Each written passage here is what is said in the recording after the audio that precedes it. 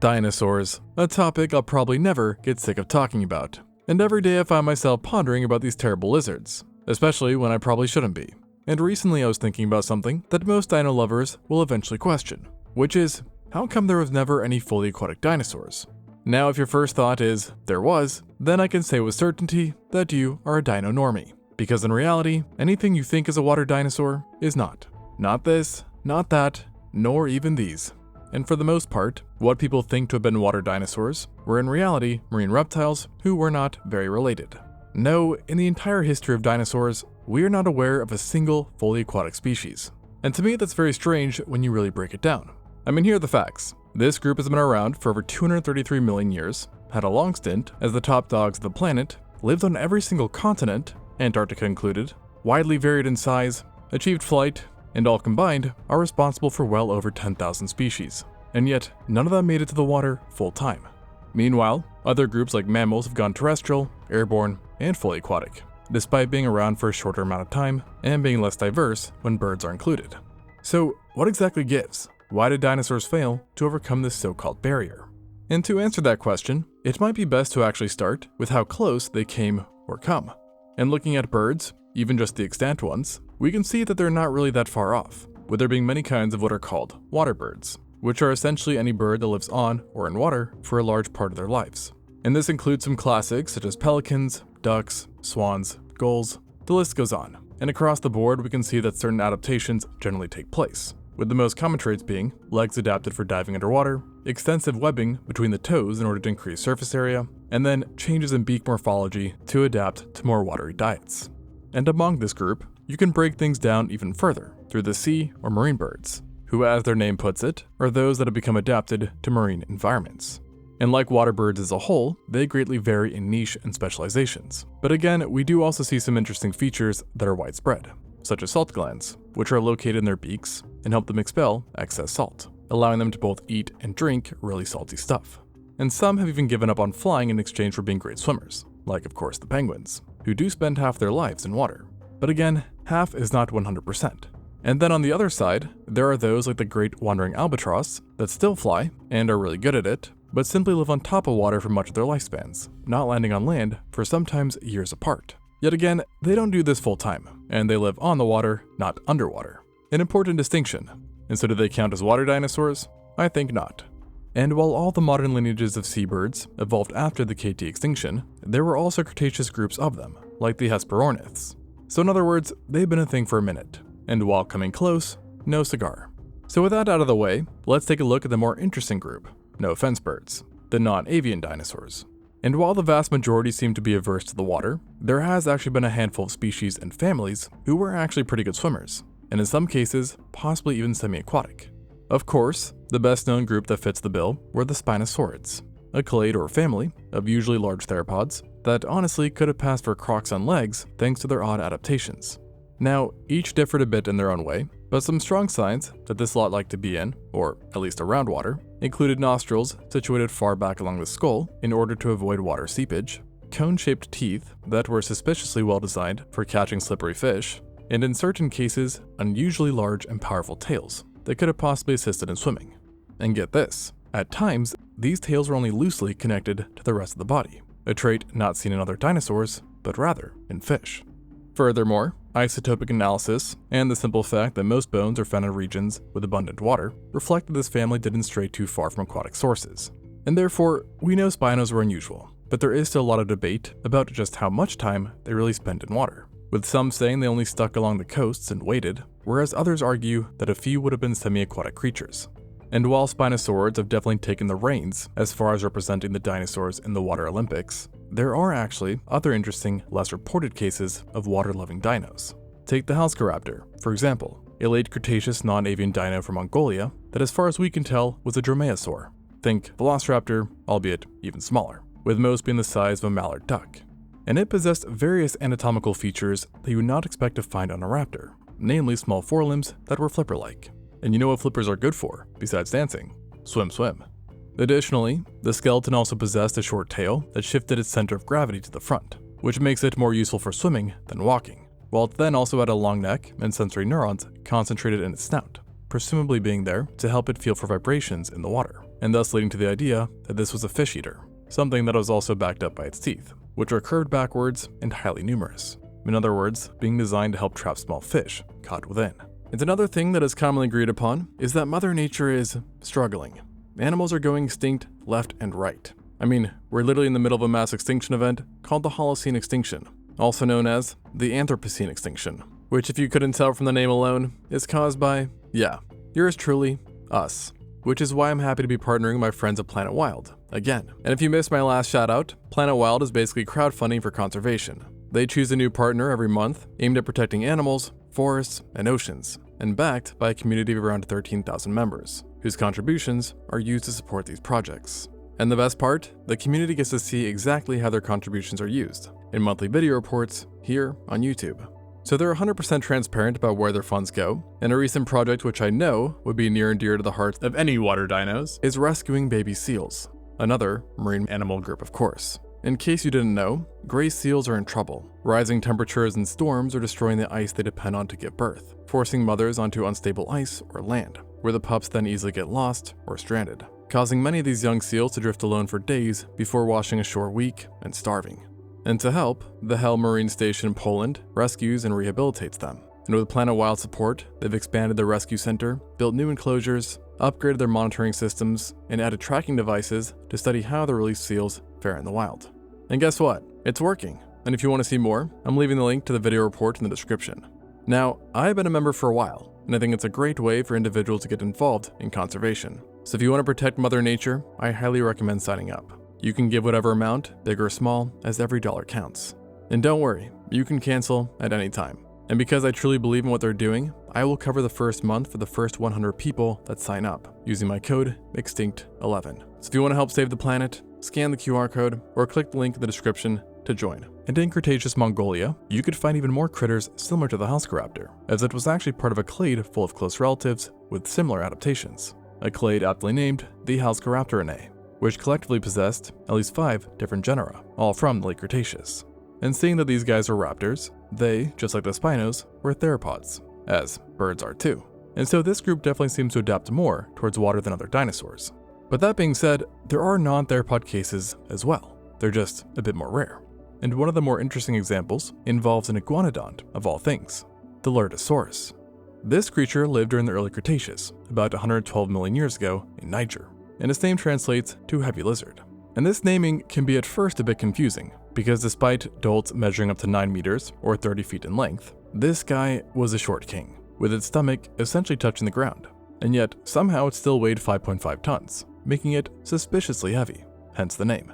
And the implications of its weight goes beyond what it's called, for along with being heavy, it also had an unusually stocky body plan that was somewhat reminiscent of a hippo, and therefore leading to the idea that this was a river-adapted dinosaur that spent its time near and in water for much of its life, munching on that oh-so-sweet freshwater aquatic plants. Now, I will say that this hypothesis is definitely not confirmed, and the same can be said about yet another dinosaur, the Leoningosaurus, an ankylosaur that I dare say is even more bizarre than our iguanodont, and coincidentally lived during the same era, just in China instead of Niger. But unlike our heavy guy, this guy was a little guy, much unlike the iconic Ankylosaurus, being closer in size to a dog or cat than even the average dinosaur. And opposed to the later Ankylosaurus, this creature was also without a tail club knob, and had basically 0 osteoderms, or armor plates, besides in just a couple of areas, which is, let's just say, quite odd for an ankylosaur, but this fact might have been due to its unlikely affinity with water.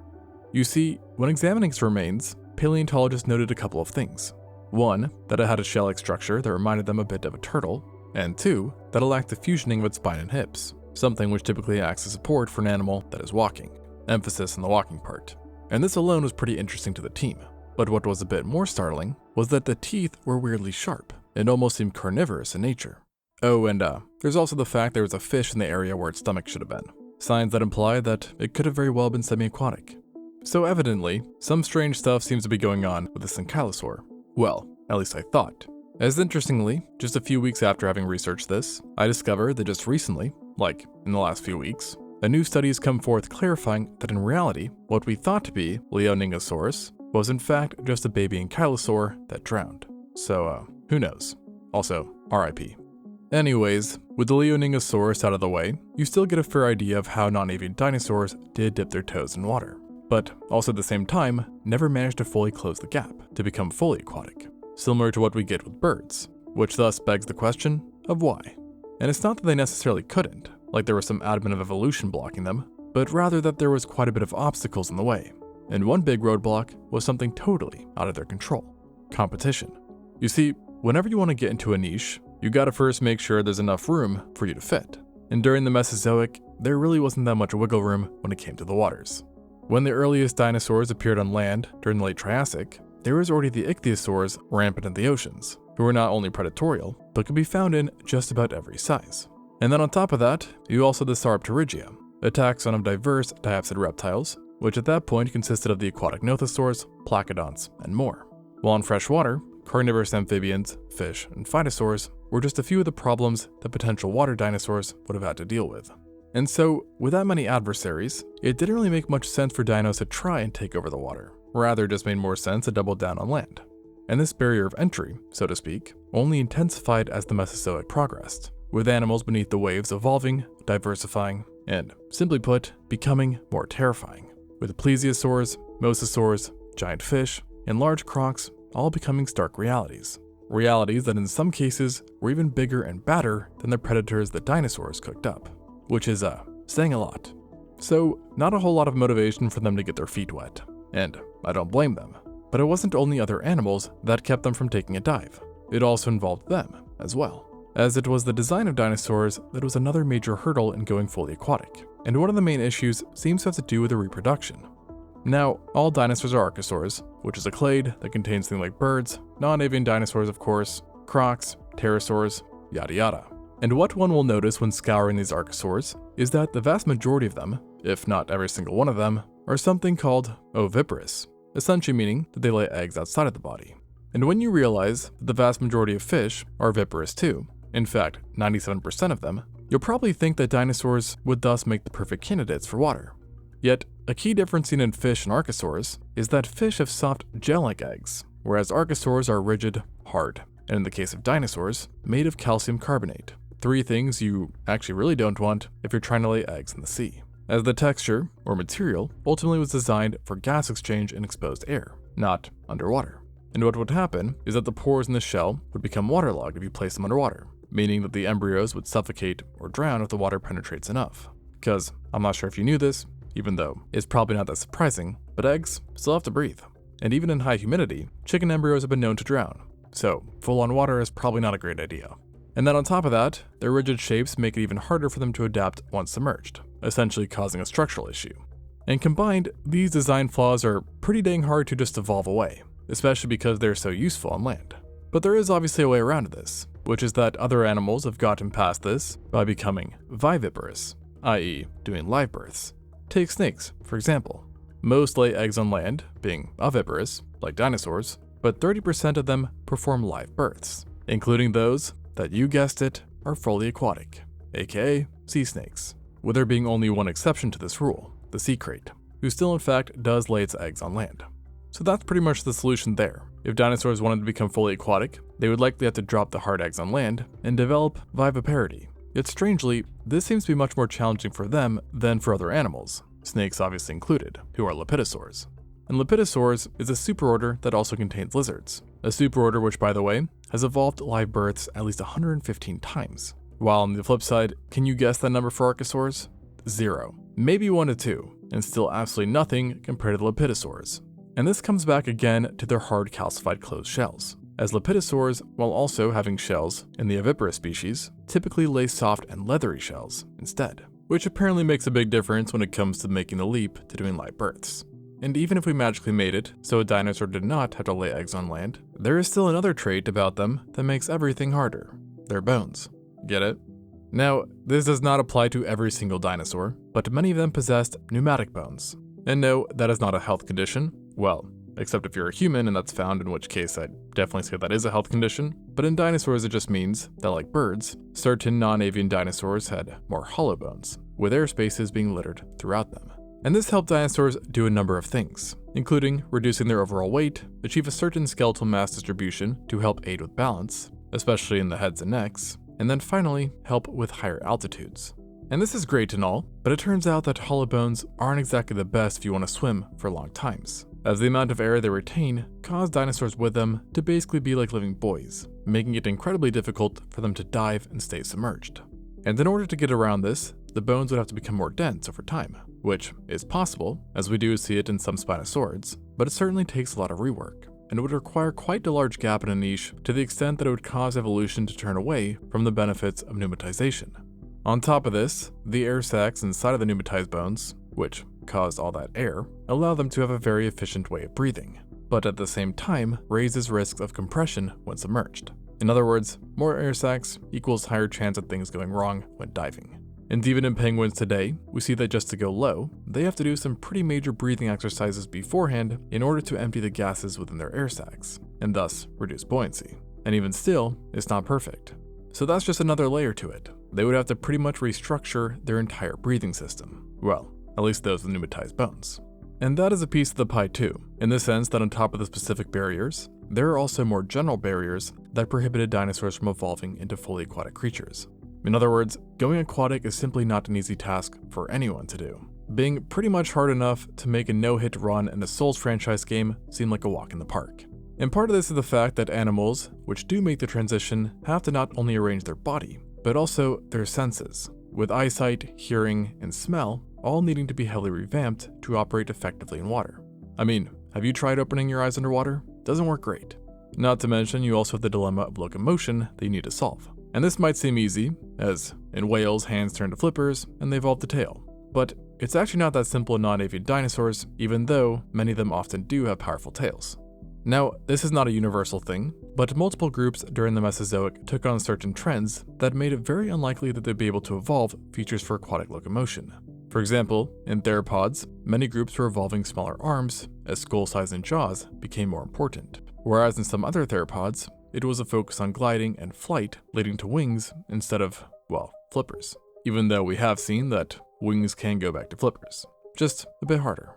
And regarding ornithischians and sauropods, it is not universal again, but we do see that many of them developed robust, shorter limbs that were designed to be weight-bearing, pushing them even farther from the aquatic finish line. And really, besides the tails, there really wasn't a universal feature in dinosaurs that would have made it easy for an aquatic transition in locomotion. And so, the list of problems preventing the possibility of a water dinosaur is already getting quite big. But sadly, it's not at an end yet for our favorite group, as an additional issue relates to something quite distinct for dinosaurs, and that is size. Now, as you know, non-avian dinosaurs were pretty huge, and this isn't a case of me focusing on the big famous ones, but rather, across the board, they were pretty darn hefty, with the average dinosaur being about 3.85 tons, so more than the weight of nearly every car you can drive on a public road. Now obviously, these average sizes did them a lot of good, allowing them to essentially become untouchable to other groups. But it did help them keep them stuck to ruling land, as larger animals tend to have higher conversion costs as opposed to smaller or medium-sized creatures. And what I mean by this is that based on fossil evidence, most animals which transitioned to the waters full time descended from animals that weren't that huge. And before you say, well, look at whales, well, I'd say back to you, look at the first land-dwelling ancestors of the whales, as well as also the Sirenians, Mosasaurs, and Sauropterygians. They were all wee lads compared to their descendants. And taking this all into account, we arrive at the conclusion that while technically not being impossible, dinosaurs did have their work cut out for them, just as birds still do.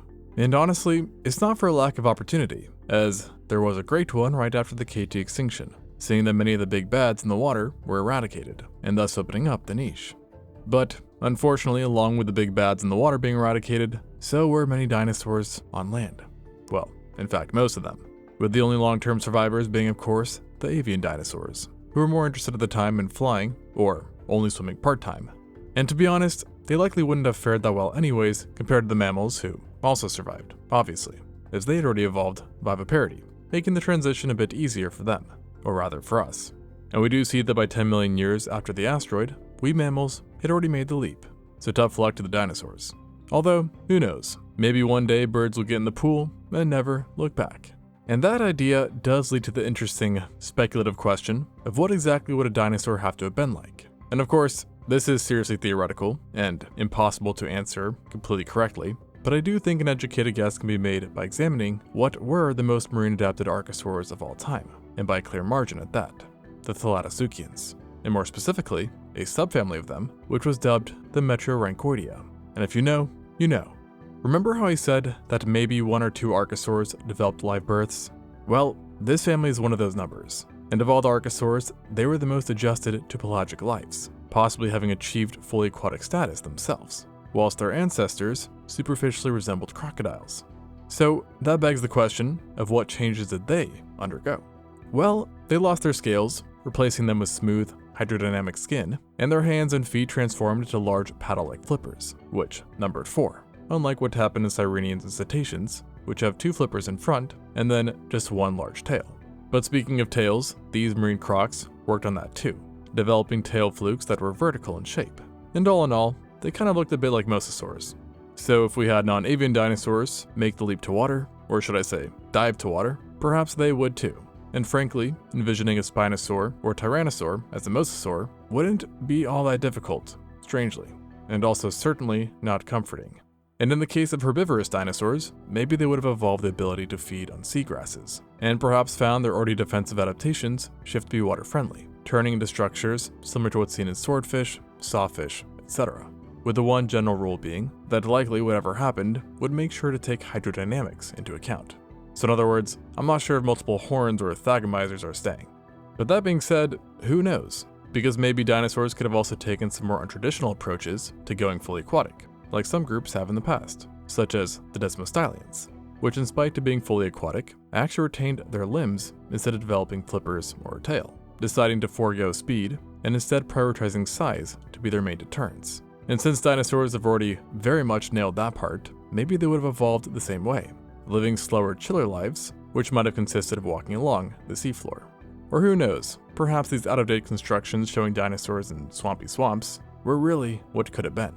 And then in the case of birds, I suppose it's too early to say, but just to reiterate, whatever does happen, they've got some ways to go. And frankly, if the future does hold fully aquatic birds, it might not be a great thing, as it probably implies that the Earth experienced quite the serious shakeup, something that I'd personally rather avoid. Thanks for watching, and until next time, on ExtinctZoo.